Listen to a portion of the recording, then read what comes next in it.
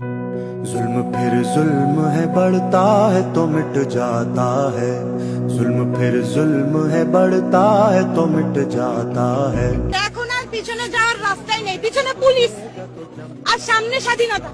অবশ্যই আমরা সম্মানের সাথে মৃত্যু গ্রহণ করতে রাজি আছি।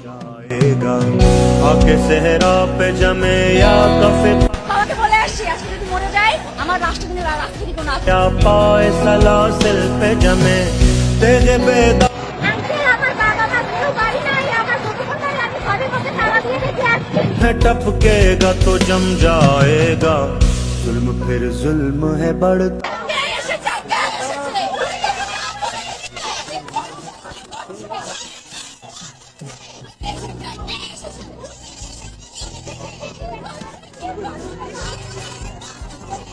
लोग बैठे कोई छुप छुप के कमी गाहों में।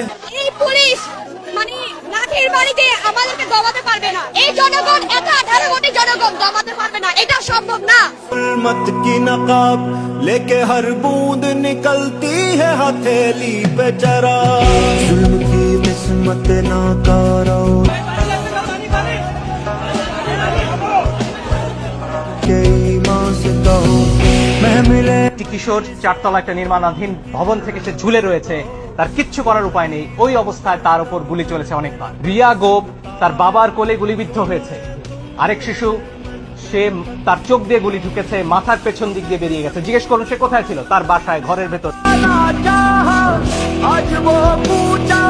যে শিক্ষক, বুদ্ধিজীবী, কবি ও জ্ঞানী প্রকাশ্য পথে এই হত্যার প্রতিশোধ চায় না, আমি তাকে ঘৃণা করি।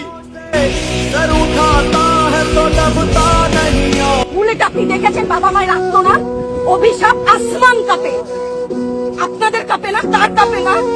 অভিশাপের ভয় হয় না? বুকগুলা ঝাঁঝরা হয়ে গেছে আমার সন্তানদের।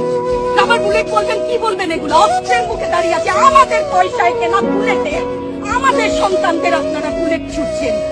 আর কত আর কত? যারা এখনো ঘরে আছেন তারাও জানেন আর কতদিন ভয় পাবেন। ভয়েই থাকেন। একটা মারবেন 10টা আসবো, 10টা মারবেন লক্ষ আসবো। खून फिर खून है टपकेगा तो जम जाएगा, जुल्म फिर जुल्म है बढ़ता है तो मिट जाता है, खून फिर खून है टपकेगा तो जम जाएगा।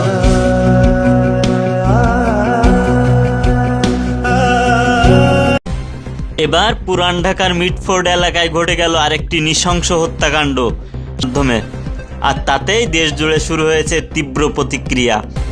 নিহতের নাম মোহাম্মদ সোহাগ, তার বয়স 43 বছর। তিনি বহু বছর ধরে মিটফোর্ড হাসপাতালের পাশে ভাঙাড়ির ব্যবসা করে জীবিকা নির্বাহ করতেন। স্থানীয়দের দাবি যুবদল নেতা মঈন ও তার সহযোগীরা বেশ কিছুদিন ধরে তার কাছে মোটা অঙ্কের চাঁদা দাবি করে আসছিল, কিন্তু চাঁদা দিতে রাজি না হওয়ায় গত 9 জুলাই বুধবার সন্ধ্যায় সোহাগের উপর চালানো হয় রক্তচক্ষু হামলা। ভিডিও ফুটেজে দেখা যায় যুবদল নেতা সহ বেশ কয়েকজন যুবক সোহাগকে ঘিরে ধরে পাথর দিয়ে তার মাথা থেতলে দিচ্ছে। শুধু কিলঘুষি নয়, শেষমেশ পাথর দিয়ে মাথায় আঘাত করে তাকে মেরে ফেলে তার লাশের উপর করা হয় নৃত্য। এই বর্বরচিত হত্যাকাণ্ডে এলাকাবাসীর মধ্যে সৃষ্টি হয়েছে তীব্র আতঙ্ক। মানুষ প্রশ্ন তুলছে,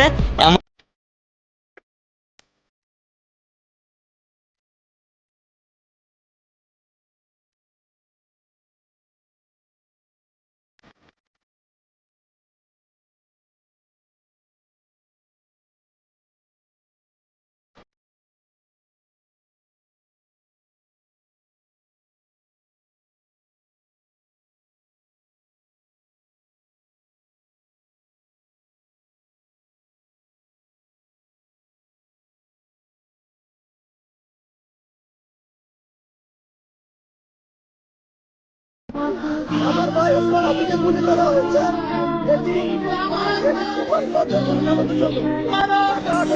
নির্বাচন করার জন্য যদি তাকে গুলি দিতে হতো, একজন ওসমান হাবি যদি মারা যায়,